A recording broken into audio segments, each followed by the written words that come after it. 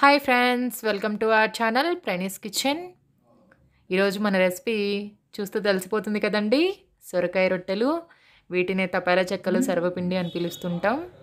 చాలా సాఫ్ట్ ఉంటాయండి రొట్టె. మనకి సొరకాయ కూడా మనకి హెల్త్కి చాలా మంచిది. ఒకసారి ట్రై చేసి చూడండి, ఎలా ఉందో నాకు కామెంట్ చేయండి. దీనికోసం నేను ముందుగా ఒక పెద్ద సైజు ఆనియన్, 3-4 పచ్చిమిర్చి, ఒక క్యారెట్ని సన్నగా తరిగి పెట్టుకున్నానండి. అలాగే కొంచెం కొత్తిమీర, కొంచెం కరివేపాకుని కూడా. ఇప్పుడు నేను సొరకాయ తురుము పట్టుకుంటున్నాను. ఇప్పుడు నేను 2 కప్పుల బియ్యం పిండిని తీసుకుంటున్నాను. దాంట్లోకి 1 కప్పు సొరకాయ తురుముని యాడ్ చేసుకోండి. నేను ఇక్కడ 2 కప్పుల బియ్యం పిండికి 1 కప్పు సొరకాయ తురుము తీసుకున్నాను. మంచిగా మిక్స్ చేసుకోండి అంతా కలిసేటట్టు. ఇప్పుడు నేను ముందుగా కట్ చేసుకున్న ఆనియన్, పచ్చిమిర్చి,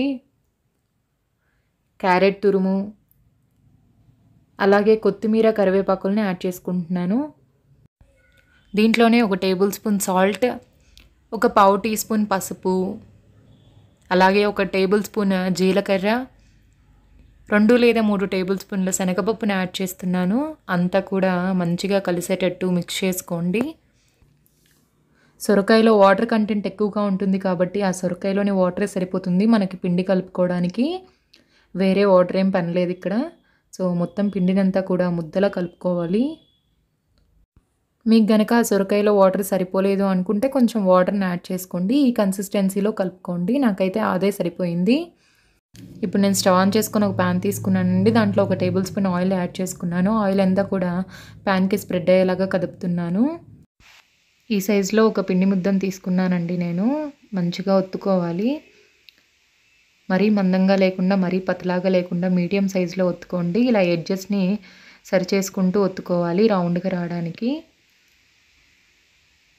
చూసారు కదండి, రౌండ్గా వచ్చేసింది. ఇప్పుడు నేను ఒక 3 హోల్స్ని పెట్టుకుంటున్నానండి, అంతా కూడా ఈవెన్గా కాలడానికి. ఇప్పుడు దీన్ని ప్యాన్లోకి షిఫ్ట్ చేసుకుంటున్నాను. ఇప్పుడు నేను దీని మీద ఒక లిడ్ని ప్లేస్ చేసి ఉడికించుకుంటున్నానండి రోటీ అంతా కూడా. చూసారండి, పైనంతా ఉడికిపోయింది. ఇప్పుడు ఒకసారి టర్న్ చేసుకొని మంచిగా కాల్చుకోండి. 2 వైపులా బ్రౌన్ కలర్ వచ్చేంత వరకు కూడా కాల్చుకోవాలి. చూసారు కదండి, ఈవెన్గా ఫ్రై అయింది. అలాగే మిగిలిన వాటన్నింటిని కూడా ఒత్తుకోవాలండి. ఎడ్జెస్ని సరి చేసుకుంటూ ఒత్తుకోవాలి. రౌండ్గా వస్తాయి అప్పుడే మనకి రొట్టెలు.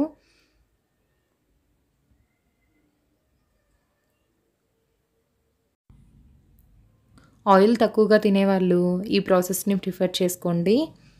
ఆయిల్ కన్జంప్షన్ చాలా తక్కువగా ఉంటుంది.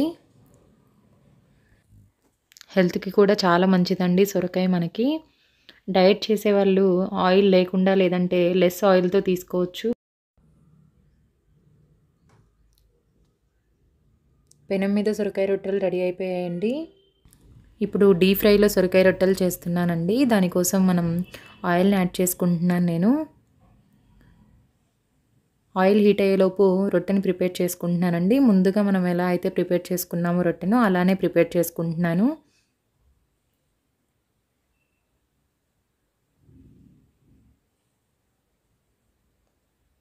రొట్టెకి హోల్స్ పెట్టడం వల్ల పైన కింద ఈవెన్గా కాలుతుందండి. ఆయిల్ హీట్ అయిపోయింది. ఇప్పుడు ఆయిల్లోకి ట్రాన్స్ఫర్ చేసుకున్నాను. మంచిగా బ్రౌన్ కలర్ వచ్చేంత వరకు కూడా ఫ్రై చేసుకోండి. టర్న్ చేసుకుంటూ ఫ్రై చేసుకోవాలి.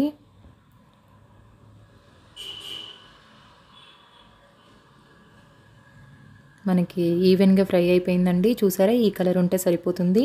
ట్రాన్స్ఫర్ చేసుకుంటున్నాను నేను. అలాగే మిగిలిన రొట్టెల్ని కూడా ఇదే పద్ధతిలో చేసుకోండి. ఖచ్చితంగా ఒకసారి ట్రై చేసి చూడండి. అందరూ చాలా ఇష్టంగా తింటారు వీటిని.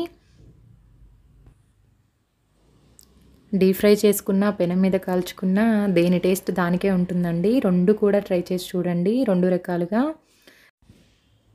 ఫైనల్గా మన సొరకాయ రొట్టెలు రెడీ అయిపోయాయండి. ఈ వీడియో కనుక మీకు నచ్చినట్లయితే please subscribe our channel and please like, share, comment. Thanks for the watching.